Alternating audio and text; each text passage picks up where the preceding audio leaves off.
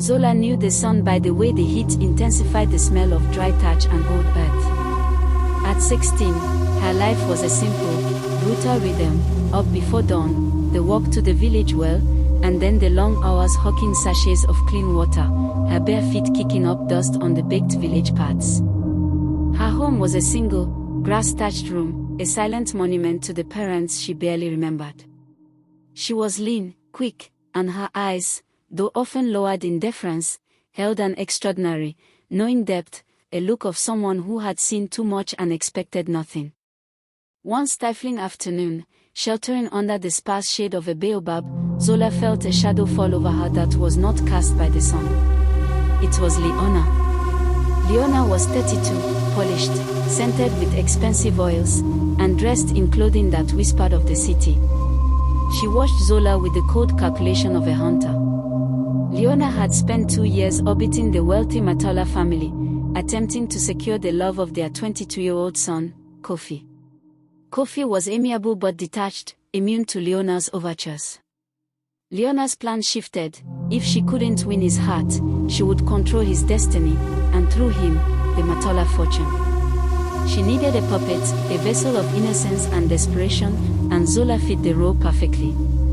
"You have the eyes of a seer, child," Leona purred, kneeling down, the gravel crunching under her expensive sandals.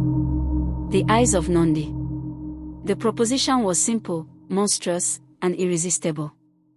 Leona had been tracking the Matolas for months.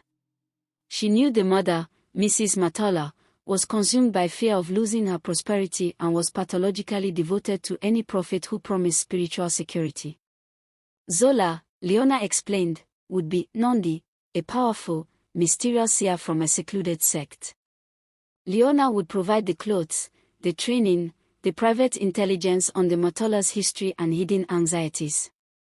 Zola would sell them a few carefully tailored prophecies to establish trust, and then deliver the main decree: Kofi must marry the woman who guided the prophetess, Leona herself, to save the family's wealth. Survival outweighed Zola's ethics. She agreed. The training was intense, isolating Zola in a remote, rented shack for weeks. Leona taught her the art of code reading, the theatrical use of silence, and the power of symbolic suggestion. Zola shed the dusty shell of the water hawker and emerged as Prophetess Nondi. She wore flowing, heavily embroidered robes, her hair elaborately braided, and her deep eyes were intensified by charcoal coal. The poverty that had aged her face now lent her an unearthly gravitas. The Matola mansion was a fortress of marble and glass, smelling of imported flowers and too much money. When Zola, as Nondi, first entered, the silence was deafening. Mrs. Matola, rotund and cloaked in gold jewelry, wept openly before her, clinging to her husband, Mr. Matola, a severe man with the weary face of a titan of industry. "The spirits brought me to your doorstep, Matola," Zola announced, her voice pitched low and steady, exactly as Leona had trained. "I see a great weight on your spirit. A betrayal in the market, a land deal on the edge of collapse." Mr. Matola's stoicism crumbled. Leona had coached Zola on the exact, nearly forgotten details of a recent, disastrous business venture. Nondi's authenticity was sealed in that moment. Kofi, the son, stood apart, leaning against a carved wooden pillar, his arms crossed. He was handsome, dressed in sharp, modern clothes, and his gaze was sharp with suspicion. "A beautiful performance," Kofi said coolly after the initial prophecy. "One might think you simply read the Financial Gazette." Mrs. Matola gasped, horrified. Zola met his gaze. It was the first time in weeks she felt like Zola, not Nondi. He saw her, not the elaborate disguise. "I see what you hide in the dark, young man," Zola countered, allowing a hint of her own village toughness to pierce the prophetess's calm. "The anger at a life you did not choose. The ambition to run away and simply be." Leona hadn't given her this detail. Zola saw it in the tension of Kofi's jaw and the restlessness in his eyes. Kofi's posture softened. That night, Leona was ecstatic. The first hook was set. The dangerous affection. Over the next 2 months, Zola made frequent trips to the Matola home. Her prophecies grew more elaborate, culminating in the crucial decree: the family's ancestral protection was weak, and only a union between Kofi and a guardian spirit, Leona, could stabilize the lineage. But the script was disintegrating. Kofi began seeking out Nondi not just for readings, but for conversation. He found the girl behind the coal-lined eyes fascinating. She spoke of the stars as maps and the river as memory, blending Leona's land mysticism with the raw, elemental poetry of her village upbringing. Kofi was drawn to the contrast, the divine severity of the prophetess and the flashes of teenage vulnerability when she momentarily forgot her lines. He would bring her rare books, not about religion, but about physics and architecture, the things he truly loved.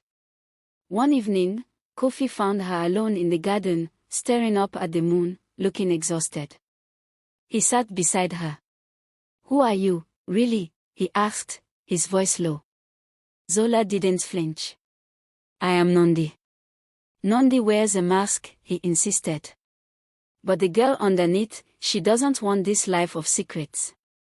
She has the smell of the earth, not incense. You're terrified of your own power." The words shattered Zola's composure. She thought of the grass-thatched house and the chilling thought of going back. She thought of Leona's cold demands. And then, she thought of Kofi, and the genuine warmth in his eyes that had nothing to do with her supposed spiritual power.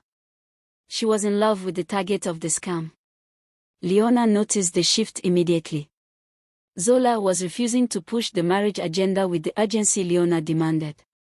Leona's sophisticated mask of patience began to crack, replaced by a desperate, possessive venom. She knew Kofi was interested, but his interest was in Nondi, not in the guardian he was supposed to marry. Leona paid a clandestine visit to the little shack where Zola had trained. She found Zola's ragged water-hawking clothes hidden beneath a pile of new robes, proof of Zola's true identity, and Leona's insurance. The day Zola was scheduled to deliver the final, binding prophecy, Leona arrived unexpectedly early. She cornered Zola in a back room. "You've grown too ambitious for a gutter child, Zola," Leona hissed, her perfect makeup failing to hide the malice in her eyes. "Deliver the prophecy today, or I will show Mr. Matola your wretched history. I will tell them the prophetess is a 16-year-old beggar who was desperate enough to take my money." Zola felt a chill deeper than any winter. She had jeopardized not only her future but also her survival. The family was gathered in the main parlor. Kofi was nervous, sensing the high stakes. Mrs. Matola was frantic with anticipation. Zola began the prophecy, but her voice faltered. She looked at Kofi, then at the cruel glint in Leona's eye. She couldn't do it.